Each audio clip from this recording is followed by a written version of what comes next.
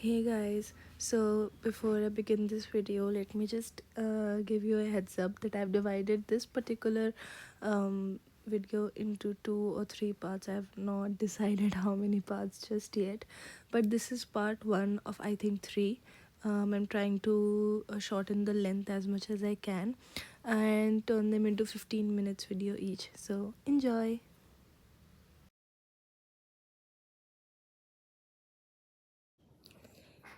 Hello, hi. So, in case you're wondering why I have so many books around me, it's because I was going through the comments on my previous bookshelf tour video, and somebody said that I should, show the covers and discuss what the books are a bit about. So I decided, since I don't have a lot of books out right now, I'm just going to discuss them one shelf at a time. So a lot of my books are packed away, and I only have like these and uh, another small shelf which might be full of like only these many more books. So I'll just discuss these. This and part of this is full of Anya's books, like the books that I got for Anya. But since I got them for her, I'm still going to discuss them as they're mine. Because I've like enjoyed reading the Good Girls Guide to Murder series. So let me start with telling you guys The Takedown by Lily Chu. And like I discussed in the previous video, I think Lily Chu is one of the K-drama-ish sort of author. Like I really enjoy reading her books because they give you this really good feeling, like the feelings you get when you watch the romantic K-drama. So that's why I really enjoy it. So The Takedown was about D, female main character, and she was a diversity representative. Yes, so she worked at a firm that helped other corporate corporations or MNCs to become more diverse and not just be white. So she uh, was a diversity representative, and she helped Celeste, a fashion brand, to get on board with that. Obviously, the fashion brand was like head by a lot of males, and they like were disappointing to say the least. Um, so it's like the story of how she deals with all of the um, sexism in her workplace. And like it's a romantic book, so there's romance in it.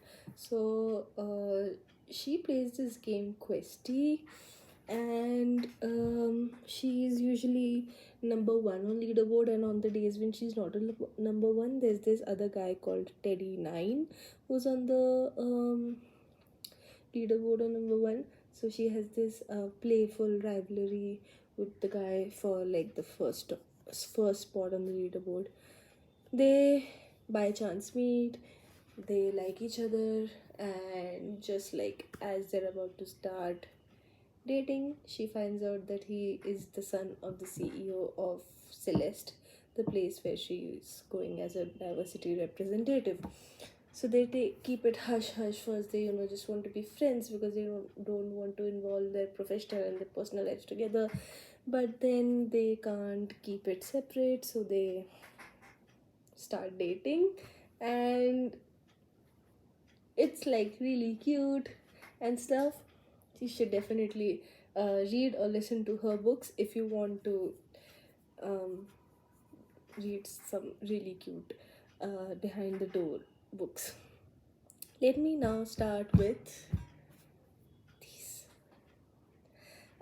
Okay, so I have a couple of books that are Japanese or Korean or Indo-Chinese, not Indo-Chinese, sorry, Chinese American and everything. So I'll start with those first, and then I'll move to the other ones. So these are my Japanese books that I have.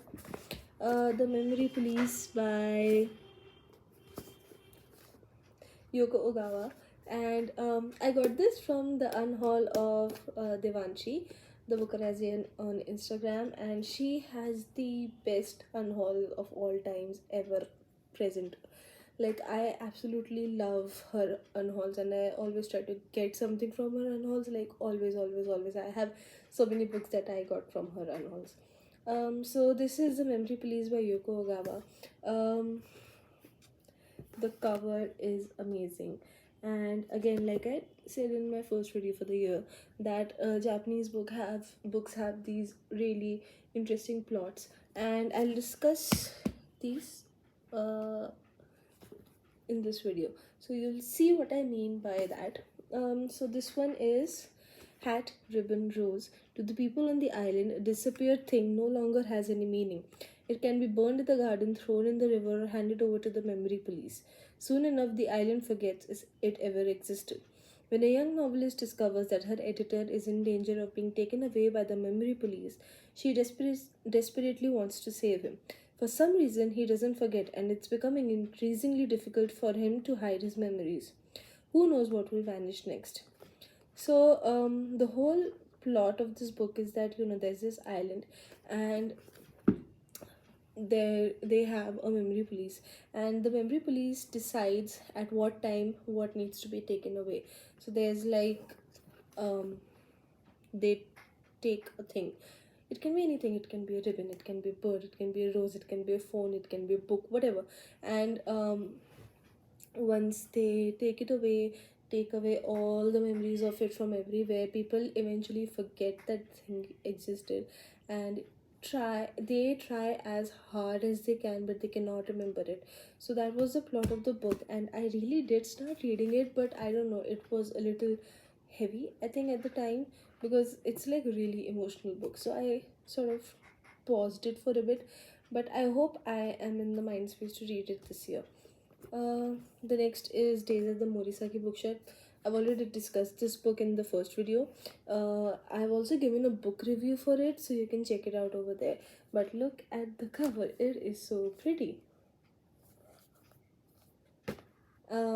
Next is Before the Coffee Gets Cold series, and I did say that I don't have the fourth part, but I had gone to a fair like this weekend, and I went and got the fourth part over there, and I love how they are all similar, like the covers are all the similar ones. And okay, so I've discussed the first book in the first video already, so you can check it out over there. And I'll discuss the second, third, and fourth book.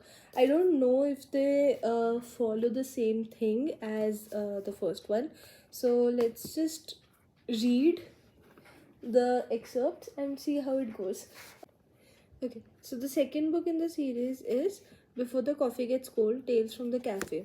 It's hidden down a side street into Tokyo. Cafe boasts many things: good coffee, good conversation, a friendly cast of regulars. But the cafe also offers its customers a unique experience, a chance to travel in time. There are rules you must stick to. You have to sit on the right side, in the right seat, accept the coffee poured for you, and finally, most importantly, you must return to the present before the coffee gets cold. So I think it follows the same thing. So there were 4 stories in the first part. I'm reading this right now, by the way. And I think there's a relationship map of characters in this.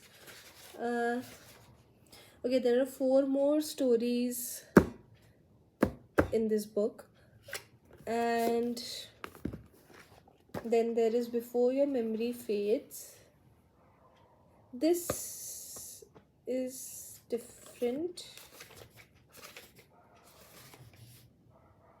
Okay, so I think these are different cafes in different parts, but all of them have more or less the same concept, where you have to sit in the right seat, you can travel in time, and then you have to come back and everything.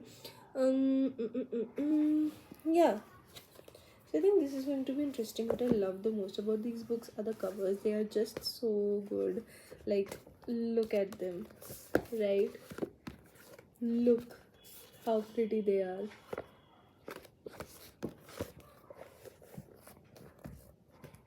I love the covers. This is my favorite. So these were the Japanese books that I have, and we are going to go forward with the Korean book that I have. I have more Korean books, Korean and Korean American books, but right now, like, they're all scattered here and there. Some are packed away, some are in Gandhinagar. So this one is I Want to Die, but I Want to Eat Tteokbokki by Tteokbokki Bake Sehi by Bake Sehi. So Anya is over here because she knows all the pronunciations, and she keeps correcting me because she is a fan of the culture for Korea, Japanese, Chinese, you name it. She has a lot of knowledge about all of this. So this is I Want to Die, but I Want to Eat Tteokbokki by Bake Sehi. This is Conversations with My Psychiatrist, and I really love this because I have another book called Maybe You Should Talk to Someone, and it is similar. So this is part memoir, part self-help. This is a book to keep close and to reach for in times of darkness, and Maybe You Should Talk to Someone is like very similar to this. So I'm just going to like pile them up in the same shelf next to each other and see. Again, a pretty cover. Love it. At first I thought there was something wrong with the book because there's white marks over here, but then I looked closely and it's actually tears of this person. It has 16 stories, 16 anecdotes, I think. So I wish to read this as soon as I can, and just let's see when that happens. So the next book that is American Chinese sort of is Babel by R.F. Kuang. This was a birthday gift, and I have read like a whole chapter, an 18-page long chapter of this book. Again, I am annotating this as I read, so it's going to take me a little time. But I did finish Yellow Face by R.F. Kuang, and it was so good. I finished it last year, so I'm just going to discuss this one, and let's see. An act of translation is always an act of betrayal. Oxford, 1836. The city of dreaming spires. It is the center of all knowledge and progress in the world, and at its heart is Babel, Oxford. Oxford University's prestigious Royal Institute of Translation, the tower from which all the power of the empire flows. Orphaned in Canton and brought to England by a mysterious guardian, Robin Swift, thought Babel a paradise until it became a prison. But can a student stand against an empire? So I started reading it, and can I just say, actually, I started listening to it last year around this time, and this book was just so interesting to me that I had to get the physical copy and then read it as I annotate. So I've read like 20% of it, so I know a little bit of the storyline, but I still want to like start again and annotate the whole thing. I have annotated the first chapter already. So I've not written a lot in this. I just like write little words here and there.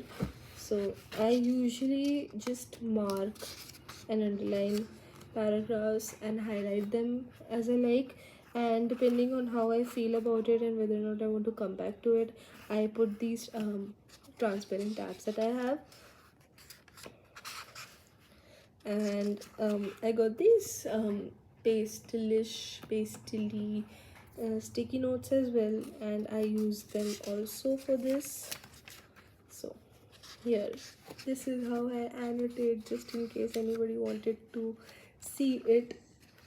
I finally finished annotating Red, White and Royal Blue last year, And I wish I had, made a video of me discussing the whole annotation process and showing you the annotations, because I am so proud of how well I annotated the book. But I have sent it to the friend I was annotating it for. But let's see. I have to read What If It's Us and a couple more books this year that I have to annotate for other friends. And one of the books is The Love Hypothesis by Ali Hazelwood, and I loved the book. So I think I'm going to annotate it just as well as I did with Red, White, and Royal Blue.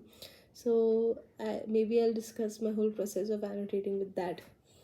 So this was Babel. Again, look at the cover. I think I have a lot of books just because I love the covers. But I'm not confirming or denying that at all.